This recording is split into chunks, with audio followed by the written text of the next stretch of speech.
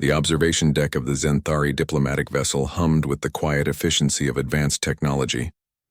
Anna stood at the transparent viewport, her hands clasped behind her back, watching the human fleet assemble in the void. Beside her, Leo adjusted his uniform collar, his jaw set in that particular way that told her he was thinking about home. "They're afraid of us," Anna said softly, not taking her eyes off the warships. Leo glanced at her, then back at the fleet. "Can you blame them?" Ambassador Krelthar of the Zenthari Collective stepped between them, his four eyes blinking in a cascade of confusion. His translator chirped in perfect English. "I confess I do not understand your species. For 3 cycles we have studied your people. You are not the strongest. The Korgath possess twice your physical strength. You are not the most technologically advanced.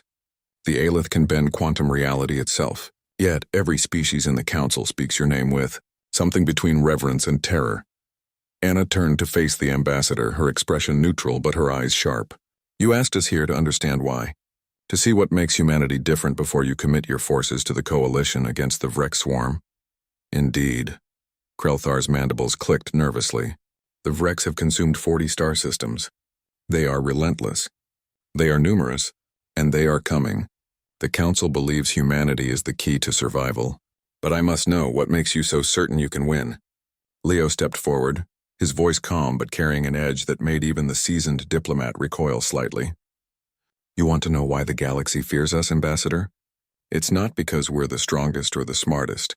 It's because we're the most stubborn species that ever crawled out of a gravity well." "I do not understand," Krelthar admitted. Anna pulled up a holographic display, showing Earth's history in rapid succession. "Ambassador, every species in the galaxy evolved on worlds that were, relatively speaking, paradise. Stable climates, abundant resources, predictable seasons. You all developed in environments that rewarded cooperation and rational thought, and humans did not." The ambassador's confusion deepened. "Earth tried to kill us," Leo said bluntly. "For 200,000 years, our planet threw everything at us. Ice ages that should have rendered us extinct. Predators that outmatched us in every physical category. Diseases that culled our populations. Volcanoes, earthquakes, tsunamis. Earth was a death world, and we were the least qualified species to survive on it." Anna continued, her voice taking on a lecturer's tone. "We had no claws, no armor, no venom. We couldn't fly, breathe underwater, or see in the dark. By every logical measure, we should have died out in the first 100,000 years. But we didn't. Do you know why?" Krelthar shook his head slowly. "Because we refused to," Anna said simply. "When the ice came, we didn't hibernate. We learned to make fire.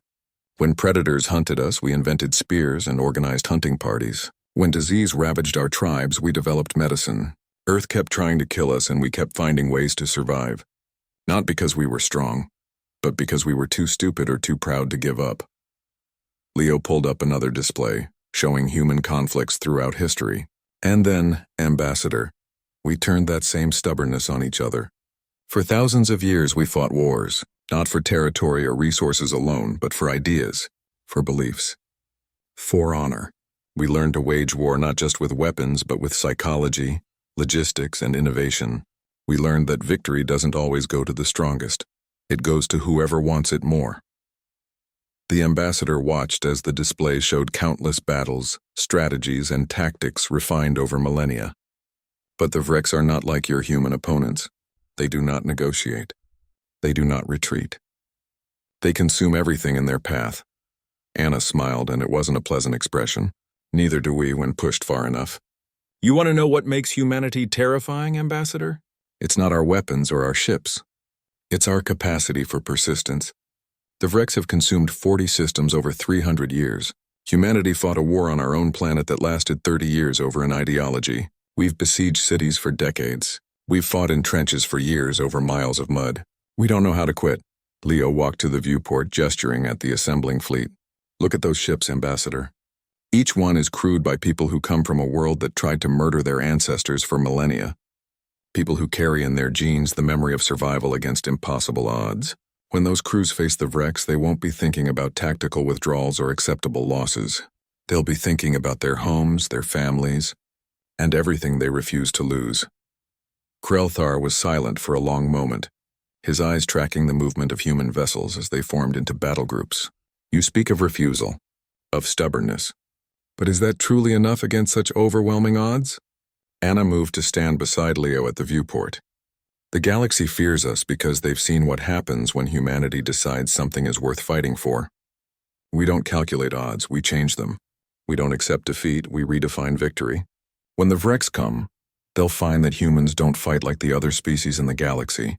We don't fight until it's no longer logical. We fight until we win, or until there's nothing left to fight with. And sometimes, Leo added quietly, we fight even after that. The ambassador watched as a massive human dreadnought, the Indomitable, moved into formation at the fleet center. Its hull was scarred from a dozen previous engagements, yet it moved with purpose and power. I begin to understand, Krelthar said finally. Your species does not fear extinction, because you have already survived it countless times. You do not fear the Vrex because you have faced worse and prevailed. Anna nodded. Every human in that fleet carries 200,000 years of survival instinct. Earth made us, forged us in a crucible of ice and fire and blood. We learned one lesson above all others. The universe doesn't care about fairness, and it never gives you permission to survive. You take survival. You fight for it. You refuse every alternative. Leo turned to face the ambassador directly. So yes, ambassador, the galaxy should fear us. Not because we're cruel or monstrous, but because when we march to war, we do so with the absolute certainty that failure is not an option we acknowledge. The Vrex will learn what Earth taught us, that humanity doesn't stop. We never stop. Through the viewport, the human fleet completed its formation, thousands of ships ready to face the approaching swarm, and in that moment, watching humanity prepare for war, Ambassador Krelthar understood why even the ancient species of the galaxy stepped aside when humans chose their path. They weren't the strongest, they weren't the smartest, but they were absolutely terrifyingly relentless. And in a universe of impossible odds, that made all the difference.